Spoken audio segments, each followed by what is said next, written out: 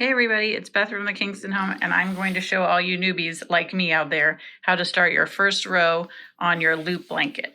So you're going to count out however many you need. For the blanket I'm doing, I need 65 loops to start on the bottom, and then I've gone ahead and taken out my yarn, so I have my second row of loops ready to go.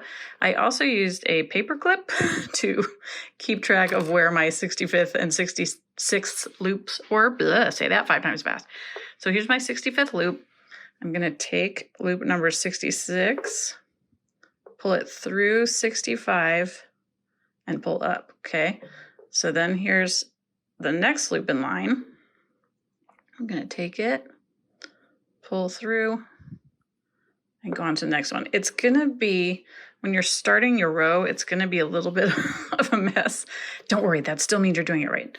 Then you're going to take your next loop, string it through, and as you go further along on your row, this will start to flatten itself out, but you're just gonna keep going with loop after loop after loop. But I wanted to show you how to get that first one because I know it can be confusing just to read it in print.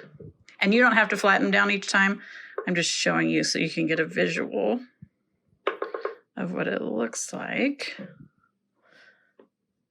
And there you go. We've started a blanket. So you're just going to keep doing that all the way till the end of your row. Repeat the same thing back and forth, back and forth. You're making a blanket.